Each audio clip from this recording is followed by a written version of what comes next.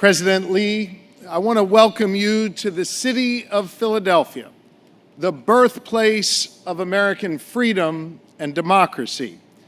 It was right here that our nation began its journey, and it's been here in this city at our naval shipyard that we've built the American fleets that have protected our freedoms at home and abroad around the world since 1776. Today, Mr. President, with your visit and with the dedication of the great workers here at Hanwha, we are now writing the next chapter in that story of American freedom and democracy. It is fitting that our two nations, which share such strong ties, will write this next chapter together. And it begins right here in Pennsylvania, right here in the city of Philadelphia, Madam Mayor. We are proud that our Commonwealth is home to over 52,000 Korean Americans, and that South Korea is a significant trading partner, employing thousands of Pennsylvanians at great companies like Hanwha. Pennsylvania is open for business, and we want to grow our economy and attract more investment from Korea all across industries, from life sciences to manufacturing to, of course, shipbuilding. We are particularly excited about the significant investments that Hanwha is making right here at the Navy Yard. Because of your partnership and your commitment to Philadelphia, we are poised for dramatic growth right here in this shipyard. And the Commonwealth has invested millions of dollars in the Navy Yard, which will help maximize Hanwha's investment. We are also eager to work with you to locate more of your operations here in Pennsylvania. I want you to know, under Secretary Seiger's leadership, we have created the Pennsylvania Hanwha Leadership Task Force. We call that the PHL Task Force, which will help expedite permits, build a strong pipeline of skilled labor, ensure local and regional partners are working together, and put Hanwha in a position to succeed here in Philly and to build these ships fast.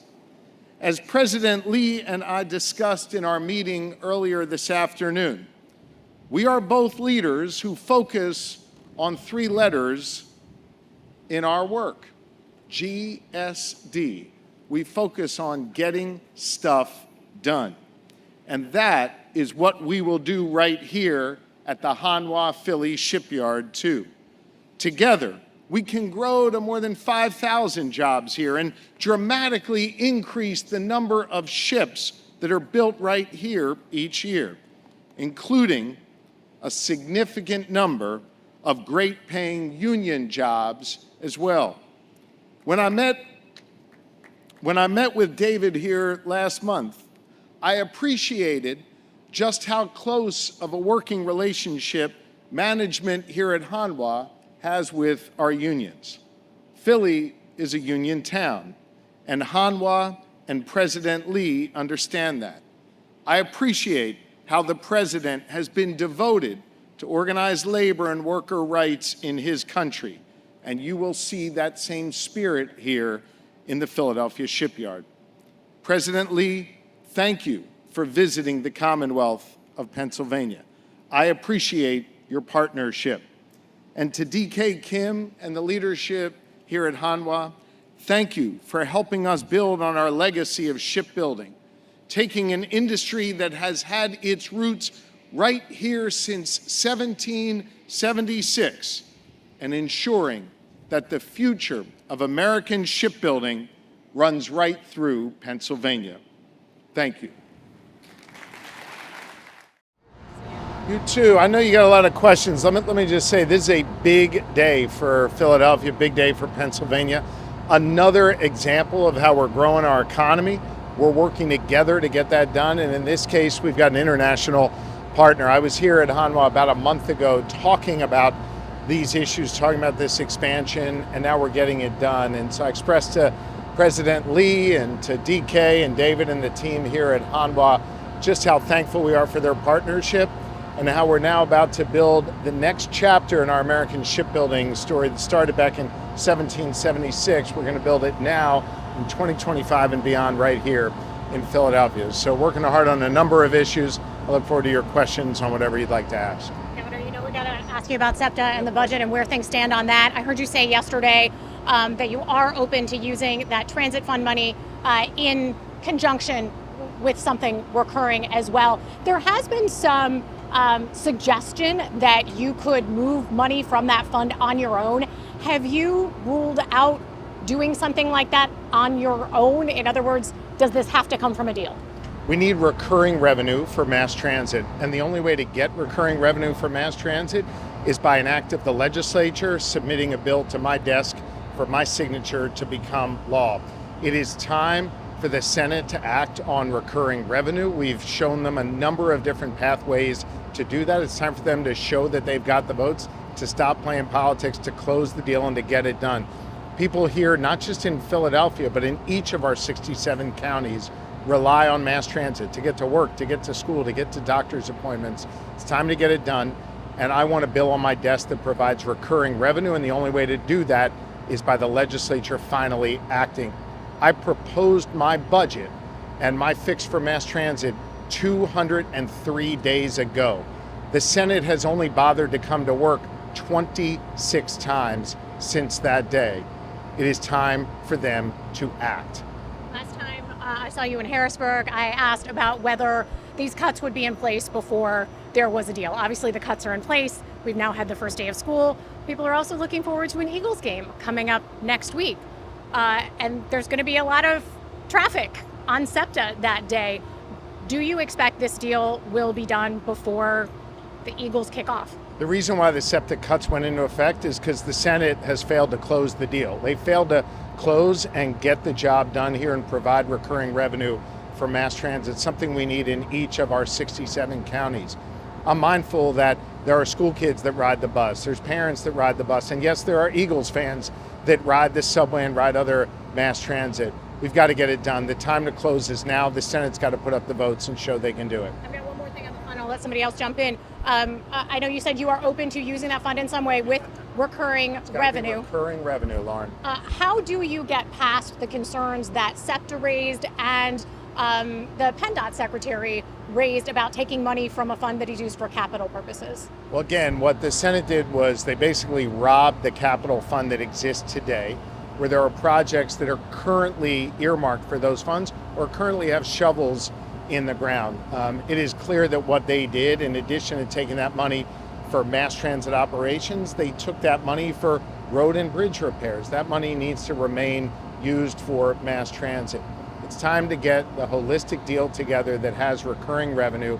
The Senate knows the path forward that I am comfortable with, the House that is comfortable with. It's time for them to close. Dave Shepardson from Reuters. You said today that Dave Shepardson from Reuters. You said today that Pennsylvania is open for business. I wonder if you were referencing President Trump and all the tariffs and sort of the uncertainty that South Korea and other businesses are facing given tariffs and other issues in Washington. Pennsylvania is open for business, but President Trump is making it way harder on us.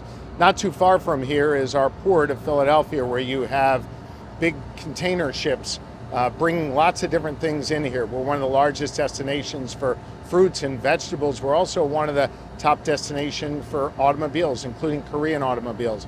Those automobiles, like Hyundais and Kias, are going to cost more to consumers here in Pennsylvania because Donald Trump slapped a tariff on them.